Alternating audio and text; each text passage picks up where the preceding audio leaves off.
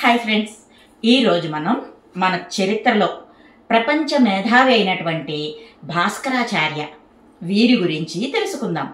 మన బిడ్డలకు తెలియచేద్దాం. భూమికి గ్రావిటీ ఉంది.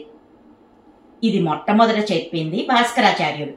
ఈయన సిద్ధాంత శిరోమణి అనేటటువంటి ఒక చక్కటి గణిత గ్రంథాన్ని వ్రాశారు.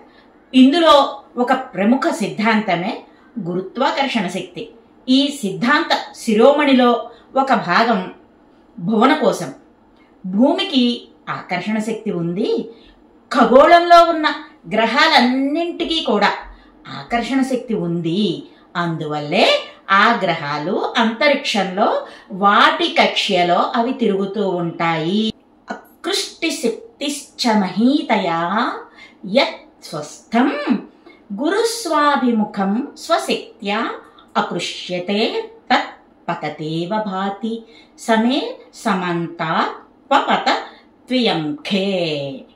ఆకాశంలో ఉన్న వస్తువులను ఆకర్షించే లక్షణం భూమికి ఉంది. ఈ ఆకర్షణ శక్తి వల్లే అన్ని వస్తువులు భూమిపైకి చేరుకుంటాయి. మిగిలిన గ్రహాల ఆకర్షణా శక్తిని బట్టి ఆ గ్రహాలపై వస్తువుల యొక్క చలనం ఆధారపడి ఉంటుంది. ఇదే ఈ శ్లోకం యొక్క భావార్థం. ఇప్పుడు మనం ఉపయోగిస్తున్నటువంటి కాలిక్యులస్ అంటే కలన గణితానికి ఆద్యుడు భాస్కరాచార్యులే. ప్రపంచమంతా భాస్కరాచార్య సిద్ధాంతాలను అనువాదం చేసుకున్నారు. అసలు ఈ భాస్కరాచార్య ఎవరు, ఆయన చరిత్ర ఏమిటి ఇప్పుడు తెలుసుకుందాం. ఆర్యభట్ట, వరాహమిహిర, భాస్కర ఇలా భారతదేశంలో ఎంతో మంది గొప్ప శాస్త్రవేత్తలు చరిత్రలో ఉన్నారు. వారెవరెవరో కనిపెట్టారని చెబుతున్నటువంటి ఎన్నో విషయాలు నిజానికి భారతీయులే మొదట కనిపెట్టారు. ఇది మనం అందరం తప్పక తెలుసుకోవాలి. మరుగున పడినటువంటి ఉన్నత విద్యా వ్యవస్థ తిరిగి పునర్నిర్మించుకోవాలి. ఆ బాధ్యత మనదే.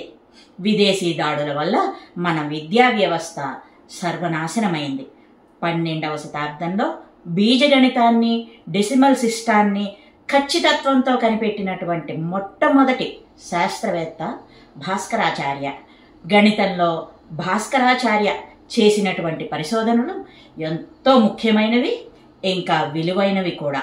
ఇప్పటి కర్ణాటక ప్రాంతంలో శ్రీ భాస్కరాచార్య జన్మించినట్లు చారిత్రక ఆధారాలున్నాయి.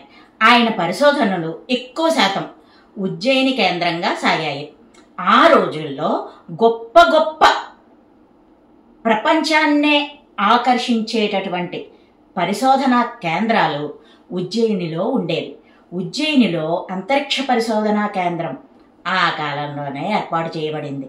విక్రమాదిత్యుని కాలంలో జరిగినటువంటి అనేక పరిశోధనలు ఆ తర్వాత కూడా ఉన్నత స్థాయిలో జరుపబడేవి. ఉజ్జయినిలో ఉండేటటువంటి అబ్జర్వేటరీకి భాస్కరాచార్య ఆచార్యులుగా ఉండేవారు. అంతకుముందు వరాహమిహిర, బ్రహ్మగుప్త వీరిద్దరూ కూడా ఉజ్జయినిలో అంతరిక్ష పరిశోధనలకు పునాదులు వేశారు. గణితం, అంతరిక్ష శాస్త్రం ఈ రెండు భారతీయులు ప్రపంచానికి అందించినటువంటి వరాలు. భాస్కరాచార్యకు లీలావతి అనే కుమార్తె ఉన్నారు. ఆమె వైవాహిక జీవితంలో ఏవో అడ్డంకులు ఎదురయ్యాయి. ఆ తర్వాత ఆమె తండ్రి పరిశోధనలకు సహాయం చేస్తూ సహాయకురాలిగా ఉన్నారు. ఆమె కూడా గణిత శాస్త్రవేత్తే. ఆమె పేరు మీద రచించినటువంటి ప్రసిద్ధ గణిత గ్రంథమే లీలావతి గణితం. భాస్కరాచార్య రచించిన సిద్ధాంత శిరోమణి 4 భాగాలుగా ఉంటుంది. లీలావతి గణితం, బీజగణితం, గ్రహ గణితం, గోళాధ్యాయం. వీటిలో గణితం, అంతరిక్ష శాస్త్రాలకు సంబంధించినటువంటి థియరీలు ఎన్నో ఉన్నాయి. వాటినే ప్రపంచమంతా అనువదించుకొని ఆ థియరీలను తామే కనిపెట్టినట్టు కొంతమంది చెప్పుకుంటున్నారు. ఇదే విషయం మన పుస్తకాలలో కూడా ముద్రించి నిజాలు దాచి మన భూమిని ఆక్రమించి పాలించిన వారు మోసగించారు. మన దురదృష్టవశాత్తు ఇంకా నిజం చెప్పే పుస్తకాలు ముద్రితం కాలేదు. ఈ సిద్ధాంత శిరోమణి గ్రంథంలో గ్రహాల గమనాలు, గ్రహణాలు, కాస్మోగ్రఫీ, జాగ్రఫీ, గణితం ఇలా ఎన్నో శాస్త్రాలకు సంబంధించినటువంటి సిలబస్ ఉంది. లీలావతి గ్రంథం గణితానికి సంబంధించినది.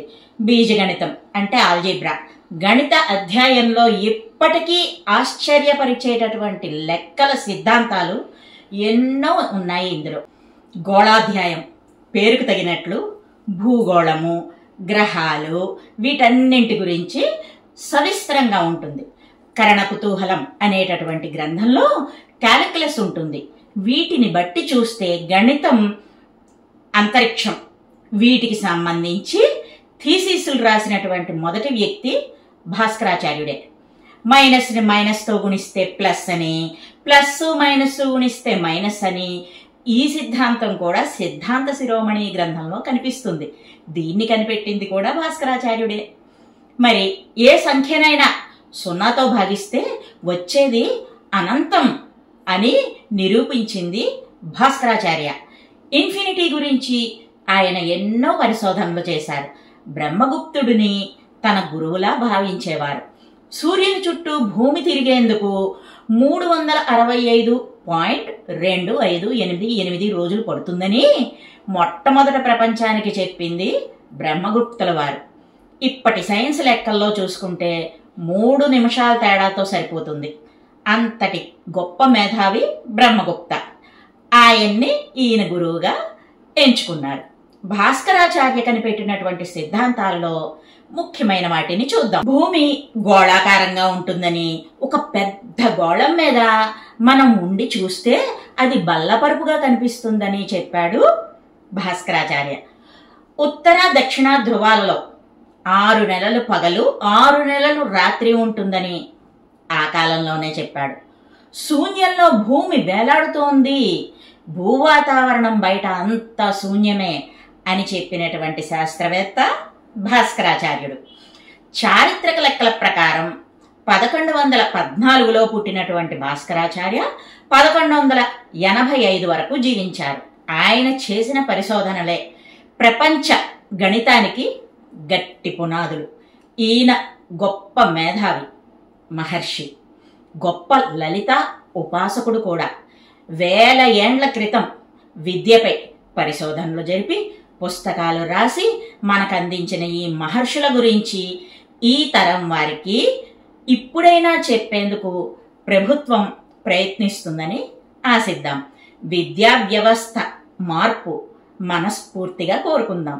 మరిన్ని మంచి విషయాలతో మరో మంచి వీడియోతో మీ ముందుకు వస్తా. By bye friends.